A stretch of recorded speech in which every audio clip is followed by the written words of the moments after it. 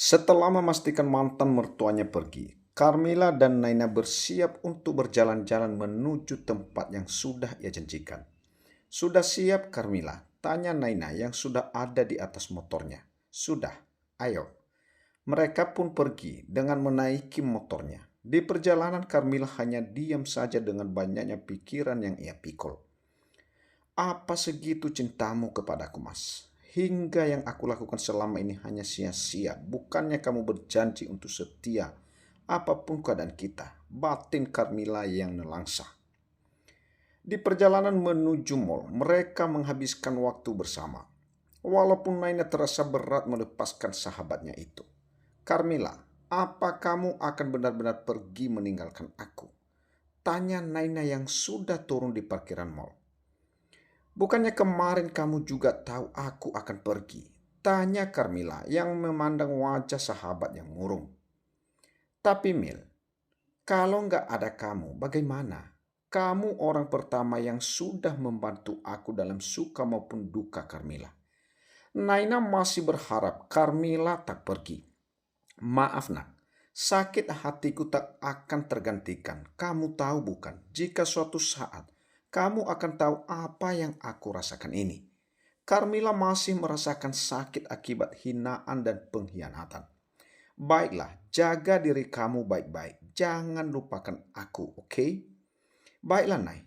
Ayo, kamu mau apa akan kau belikan apa yang kamu inginkan. Ajak Carmilla masuk. Benar kan, Nay? Moga saja kamu dapat pengganti yang lebih dari ini. Mereka masuk ke dalam mall dan mencari barang yang ia cari setelah puas berbelanja. Carmilla mengajak Naina nonton. Ia akan melupakan kesedihannya sejenak. Tak terasa waktu sudah sore. Mereka punya dengan wajah yang ceria. Nay, kamu berangkat jam berapa? Tanya Carmilla yang sudah berada di parkiran motornya. Jam tujuan kayaknya. Kamu anterin aku ke travel ya, ucap Carmilla. Oke, pulang yuk, capek. Naina pun mengajak Carmilla untuk pulang. Di sepanjang jalan, ia tak henti-hentinya tersenyum walaupun hatinya sangat kalut. Tapi ia berusaha untuk menghibur diri agar tak terlalu memikirkan apa yang terjadi. Saat lampu merah berhenti sejenak, jalanan sangat padat karena hari ini hari raya pekerja untuk pulang. Ia mengedarkan ke beberapa penjuru dan matanya tak sengaja melihat mobil mantan suaminya yang di dalamnya terdapat Hendra dan juga Vanessa. Tengah berbincang dan juga sangat ketara sekali jika Hendra menyesal melakukan itu. Padahal masih tadi pagi kamu merengek, Mas. Tapi sekarang apa? Kamu terlihat bahagia bersamanya. Jujur, keputusanku untuk pergi sudah bulat. Aku mau terjebak lagi oleh sikap manismu itu. Batin Carmilla yang melihat sepasang manusia saling bercerita dan tertawa. Sampailah di rumah Naina. Carmilla masuk ke dalam kamar dan langsung membereskan bajunya itu. Ia sudah tak sabar ingin segera pergi dari kota ini. Carmilla, apa kamu mau bertemu dengan pengacara dulu? Tanya Naina sudah berada di depan Carmilla. Aku serahin ke kamu aja, Nay. Kamu yang mengurus semuanya. Aku percaya dan soal biayanya kamu bilang aja sama aku. Nanti aku transfer, ucap Carmilla yang masih sibuk menatap bajunya. Apa kamu tak ingin meminta harta gini gono, Carmilla? Enggak, buat apa? Lagian rumah itu juga punya aku dan aku juga udah ikhlas kok. Walaupun sebagian perabotan itu aku yang beli. Apa enggak sayang? Biarlah, Nay. Suatu saat Allah menggantinya lebih, bukan? Iya kan, benar. Baiklah, aku akan mencarikan pengacara untukmu. Kamu terima beres saja, asalkan surat-suratnya lengkap. Sudah semua, sudah aku pindahkan ke map. Ini, tolong aku ya, Nay. Oke. Malam menjelang, Carmilla sudah siap diantarkan oleh Naina ke tempat travel. Mereka pun turun saat sudah sampai di depan mobil travel itu. Carmilla, kamu nggak apakan sendirian? Naina yang sudah memandang Carmilla yang akan pergi itu. Iya, Nay, tenang aja. Aku bisa jaga diri baik-baik kok, ucap Carmilla yang memeluk sahabatnya itu. Aku kok nggak tega ya, Carmilla. kamu pergi.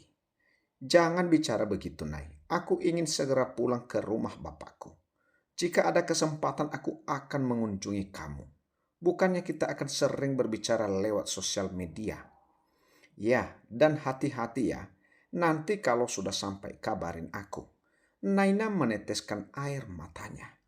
Iya, mereka pun berpelukan untuk yang terakhir kalinya.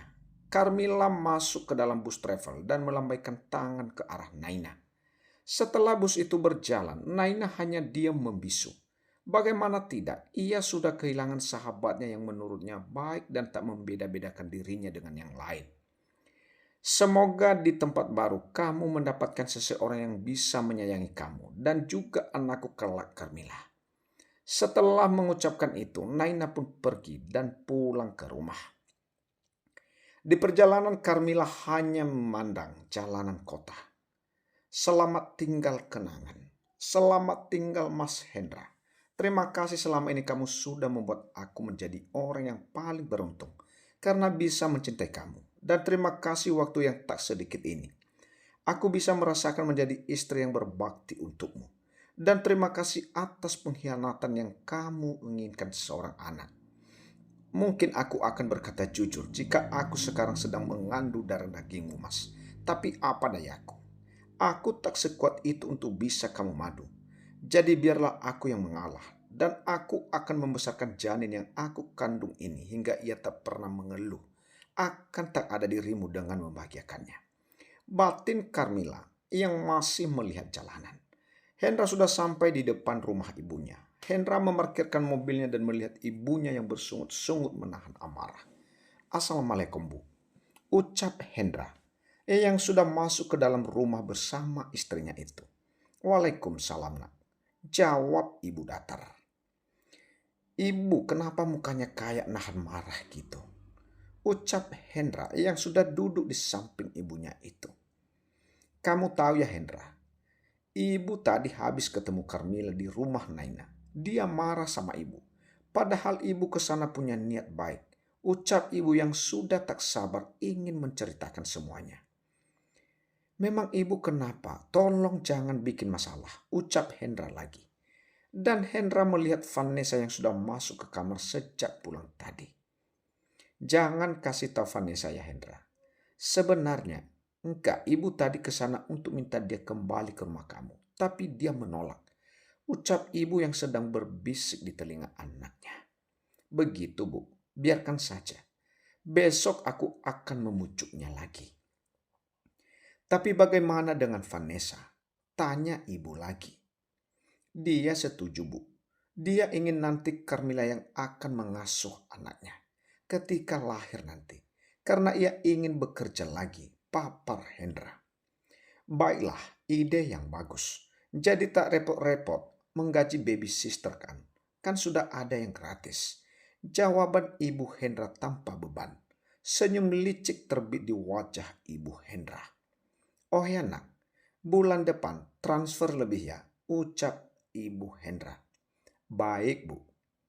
Setelah berbincang dengan ibunya, Hendra masuk ke dalam kamar guna membersihkan badannya. Setelah membersihkan badannya, ia ingin mengunjungi Carmilla untuk meminta ia kembali ke rumah itu lagi. "Jangan, Hendra," tapi belum sempat ingin pergi, Vanessa sudah menghadangnya. "Mas, kamu mau kemana? Kok rapi lagi?" tanya Vanessa yang menelisik penampilan suaminya itu. "Aku mau ketemu Carmilla untuk bujuk dia supaya kembali lagi," ucap Hendra yakin. "Oh," Vanessa pura-pura sakit dan memegangi perut itu. Dan Hendra berbalik dan melihat saat Vanessa merintih kesakitan. "Kamu gak apa-apa? Apa yang sakit?" tanya Hendra yang sudah di samping Vanessa. "Perutku keramas. Kayaknya dedeknya kita dielus. Jangan pergi ya, aku takut nanti sakit lagi," dengan suara manusia Vanessa berkata. Dan akhirnya Hendra pun tak jadi pergi dan menuntun Vanessa untuk istirahat. Dan mendampingi wanita hamil itu hingga mereka tidur dengan berpelukan. Di kota lain, Carmilla sudah sampai di mana bus travel sudah sampai di kota tujuannya. Ia turun dan akan mencari objek untuk mengantar kampungnya. Pak, bisa antarkan ke alamat ini, ucap Carmila yang sudah berada di depan tukang ojek. Oh, iya Neng, manga. Akhirnya tukang ojek itu mengantar Carmila ke kampungnya. Di perjalanan Carmila melihat sisi jalan yang terdapat sawah-sawah yang masih sangat asri itu. Dan sampailah di depan rumah orang tua. Carmila turun dan membayar tukang ojek tadi dan berkelana ke arah pintu. Tok, tok, tok. Pak, Assalamualaikum, ucap Carmila dari luar rumah. Sebentar, Waalaikumsalam. Bapak Carmila berjalan menuju dan membukakan pintu. Kriek, pintu terbuka lebar dan membuat Bapak Mil mematung. Nak, kapan kamu sampai? Kok tidak kabarin Bapak? Ucap Bapak Carmila yang langsung memeluk putri semata wayangnya itu. Pak, Carmila langsung menerima pelukan dari bapaknya dengan tangis haru. Masuk nak, kamu ke sini sama suamimu nak. Dan di mana suamimu? Bapak mengajak Carmila dan melihat sekeliling tidak ada Hendra bersamanya. Carmila akan jelasin Pak, kita masuk dulu sambil mengusap air matanya. Kamu ada masalah nak? Bapak berkata setelah masuk dan mengajak duduk. Maafin Carmila Pak. Mungkin Carmila akan menyakiti hati Bapak dengan ungkapan Carmila ini. Carmila masih menyakitkan bapaknya agar lebih bisa menghadapi ujian ini. Apa yang kamu maksud nak? Pak, maaf. Sebenarnya Carmila sudah tidak bersama Mas Hendra lagi. Carmila sudah ditalak Pak. Dan Carmila juga diusir oleh Mas Hendra yang sudah ketahuan selingkuh. Dan sekarang Mas Hendra sudah menikah dengan selingkuhannya itu Pak. Carmila menceritakan tentang rumah tangga tanpa ada yang ditutup-tutupi. Brengsek Hendra itu. Bukannya Bapak sudah peringatkan kamu nak untuk tak terima pinangan. Karena hatiku yang sekeras batu itu membuat Bapak menyetujuinya. Asalkan kamu bisa bahagia. Tapi sekarang dia sudah menyakiti kamu nak. Hati Bapak Carmila begitu hancur saat anak satu-satunya disakiti oleh laki-laki itu. Maafin Carmila Pak. Carmila salah. Carmila tidak mendengarkan ucapan Bapak. Sekarang Carmila sadar bahwa pilihan Carmila tak menjamin Carmila bahagia. Sekarang apa yang kamu lakukan nak? Carmila sudah menggugat Mas Hendra Pak lewat teman Carmila. Nanti jika sidang saja Carmila akan datang. Dan maaf Pak, sekarang Carmila sedang mengandung. Apa Bapak mau menerima Carmila? Ucapnya cemas karena ia pulang dalam keadaan mengandung. Anak itu titipan nak. Dan dia tidak salah. Yang salah ayahnya yang tak sabar untuk menantinya. Bapak akan selalu menerima kamu nak. Bagaimanapun dia cucu Bapak. Bapak membawa kepelkannya. Lihatlah bu, anakmu sudah dewasa dan sekarang dia akan menjadi ibu. Bapak janji akan selalu melindungi dia dan menjadi penguat untuk anakmu. Batin Bapak Carmila. Apa Bapak enggak malu jika warga di sini mengunjung aku yang cerai karena HML? Nanti apa kata orang Pak? Carmila memikirkan ucapan tetangga di sini. Jangan kamu pikirkan. Nolak. Nanti kalau kamu sudah mendapatkan akta cerai, Bapak akan mengajak kamu pergi dari kampung ini. Agar Hendra tak mengusik kamu lagi. Ucap Bapak mantap. Baik Pak, makasih ya Pak. Karena Bapak selalu ada untuk aku. Maafkan Carmila yang belum bisa membahagiakan Bapak. Sudah, kami istirahat dulu. Kamu capek kan? Apa kamu sudah sarapan nak? Tanya Bapak lagi. Belum Pak. Tadi belum sempat. Karena Carmila terus dari bus travel tadi pagi. Ucap Carmila dan ingin segera masuk ke dalam kamarnya untuk menaruh tasnya. Ya sudah, kamu istirahat. Bapak mau ke warung dulu beli bahan makanan nanti. Bapak masakin. Carmila akhirnya mengangguk tanda mengiyakan saja. Carmila masuk ke dalam kamar yang dulu saat masih remaja ia tempati. Sama seperti dulu dan tak ada yang berubah. Carmila memandangi sekeliling kamar. Ia melihat foto pernikahan di atas meja. Ia mengambilnya. Kamu begitu tega, Mas. Hancurkan kepercayaanku. Bahkan aku berjanji akan selalu ada untukmu. Jika memang kamu sudah tak mencintai aku lagi, kenapa kamu tak mengembalikan aku saja kepada ayahku? Bukannya ayah selalu berkata saat setelah ijab kabul itu, batin Carmila yang melihat foto pernikahan. Carmila segera membuang kenangan bersama Hendra. Ia juga tak ingin saat mengingat pengkhianatan itu. Ia juga berjanji pada dirinya sendiri, ia akan menjadi wanita tangguh nantinya. Kamu yang sehat ya anak di dalam, Bunda janji akan selalu menyayangi kamu. Dan maaf jika suatu saat Bunda tak memberi tentang ayah kamu, karena Bunda sudah terlanjur sakit. Gumam Carmila yang mengelus perutnya yang rata. Di kediaman Mama Hendra, pagi-pagi sudah riweh dengan celotehan tetangga yang julid di pagi hari. Ibu Hendra keluar saat nama anaknya disebut-sebut. Ada apa pagi-pagi sudah ribut-ribut? Ibu Hendra keluar dengan berkaca pinggang. Karena rumah Ibu Hendra pasti dengan komplek tetangga. Hei, kenapa memang gak boleh? Tanya tetangga satunya yang sinis. Memang apa yang kalian bicarakan kepada tadi menyebut-nyebut nama anak saya segala? Ibu Hendra masih bertanya. Hei, Bu, apa benar anak ibu itu selingkuh dan menjadikan selingkuhan itu istri kedua? Salah satu ibu kompleks bertanya. Terus kenapa, Bu? Kalau anak saya menikah lagi, lagian istrinya juga mandul. Belum bisa kasih cucu kepada saya. Dengan istri kedua langsung hamil, enggak nunggu beberapa tahun dulu. Dengan bangga ibu mertua berkata,